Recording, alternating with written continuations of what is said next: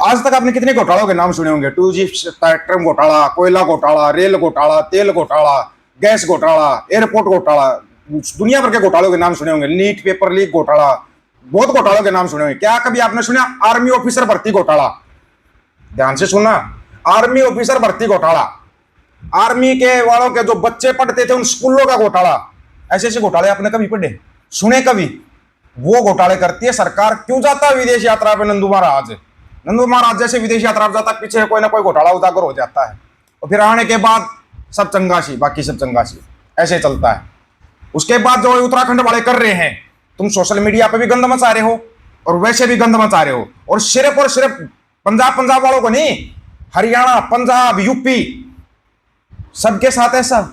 एक औरत को और उसके बच्चे को तुमने, और फिर उत्तराखंड की पुलिस क्या बोलती है? शर्म को भी शर्म आ जाए। उत्तराखंड की पुलिस का ये जवाब था। वो औरत अपने बच्चे को लेकर, अपने घर वाले को लेकर कहां जाके बची पता है? गुरुद्वारा साहिब के अंदर शरण लेकर बची। उत्तराखंड वालों से, उन उद्यमियों से, उन निकम्मों से, उन उत्पातियों से जो उत्पात करते हैं, गुरुद्वारा साहिब में शरण लेकर बची है औरत। उसके मुंह से सुन लो, तुम्हारे को यकीन आ जाएगा। कम से कम 6 महीने लगते हैं।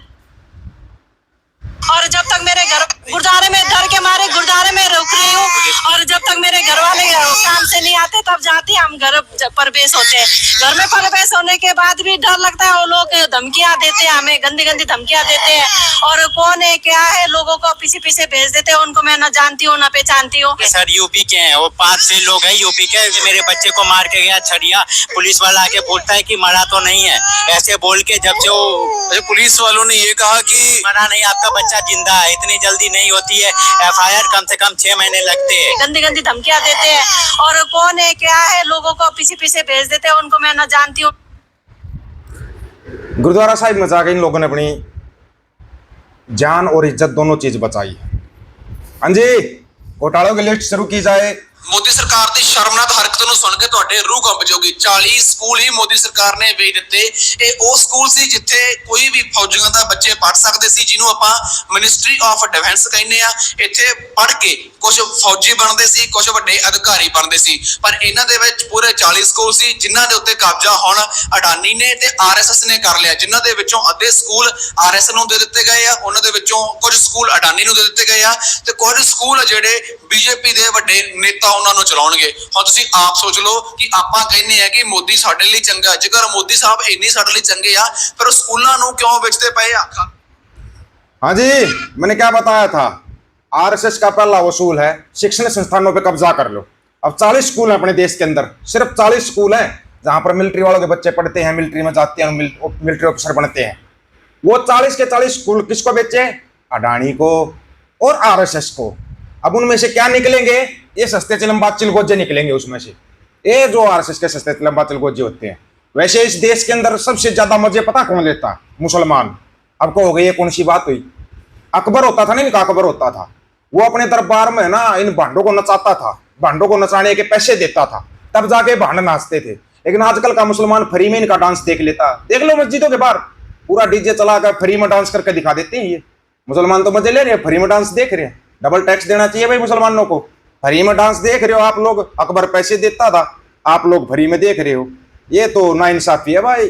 बेचारे ये भांड भांडनी जो मस्जिद के आके डांस करते हैं गोबर मूत्र खा पी के, इनको 2-4 रुपए भी दिया करो भाई, फ्री में डांस मत देखा करो इनका। अजय अफसर भर्ती घोटाला हाजिर हो। साहब, हम तो अभी तक नीट और CBSE के ही जख्म से नहीं उभरे थे कि पता चल गया कि आर्मी में भी भर्ती करने के लिए बड़ा घोटाला चल रहा है।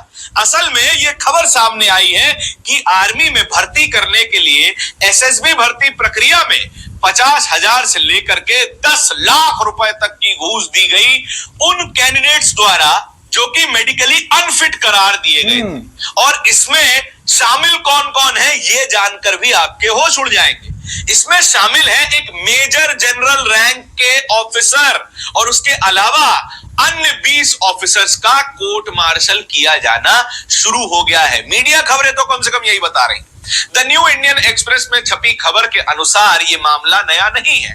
15 मार्च 2021 को एक जानकारी सामने आती है कि SSB भर्ती प्रक्रिया में कुछ धांधली हो रही है, तो फिर additional director general of discipline and vigilance ने सीबीआई जांच के आदेश दे दिए।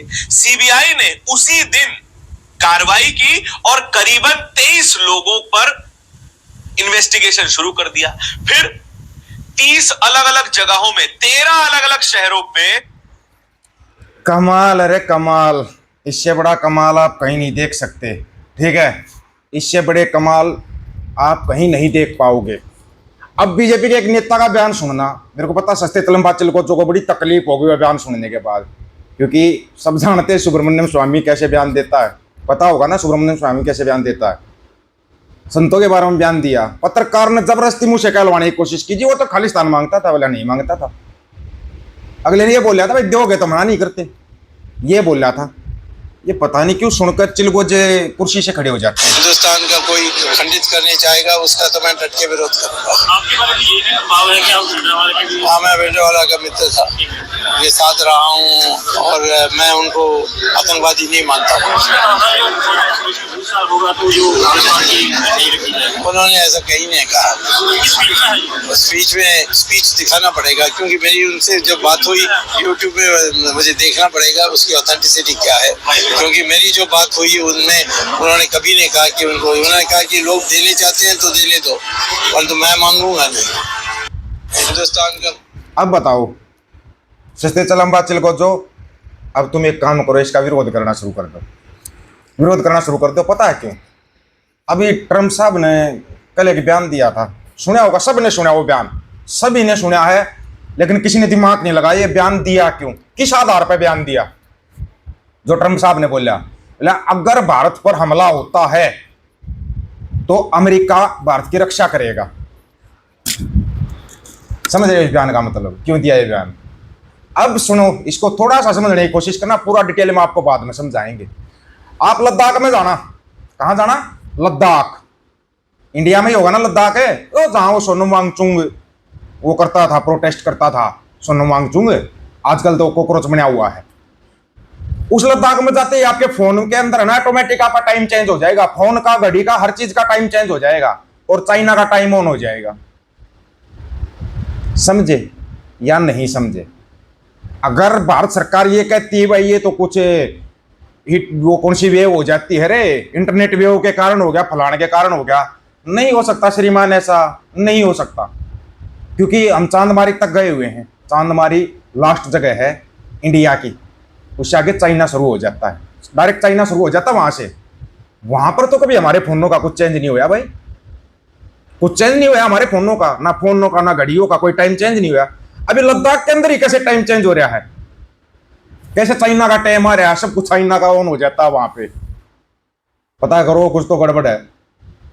उड़ी में है ना, उड़ी सेक्टर में जाना, बॉर्डर के ऊपर पाकिस्तान की रेंज पकड़ जाते थे फोन, फिर काफी नीचे की तरफ आना पड़ता था। क्यों पकड़ते थे? वहां से सिर्फ सामने ही तो था, 100 मीटर पर चाहे आवाज मार लो उसको, पाकिस्तान वालों को इतनी दूर होता है तो पकड़ जाता कई बार। 100 मीटर में तो हम समझ गए, लेकिन लद्दाख के अंदर चाइना की रेंज कैसे पकड़ रहा है भाई? और 1971 के बाद पहली बार पाकिस्तान ने एक काम किया है समुद्र के अंदर भारत के साथ, वो बता दो क्या हुआ है, हम बताएंगे आपको डिटेल में। आप लोगों की क्या राय इसके बारे में, आप अपनी राय रखना, आपकी राय का इंतजार रहेगा। सभी साथियों को राम राम, नमस्कार, आदाब, सत श्री अकाल। वीडियो को ज्यादा से ज्यादा शेयर, चैनल को सब्सक्राइब, बेल आइकन को जरूर दबाना दोस्तों। हक और सच की बात हम करेंगे, वीडियो को शेयर करने की जिम्मेवारी आप लोगों की है। गज के आखो, वाहेगुरु जी का खालसा, वाहेगुरु जी की फतेह।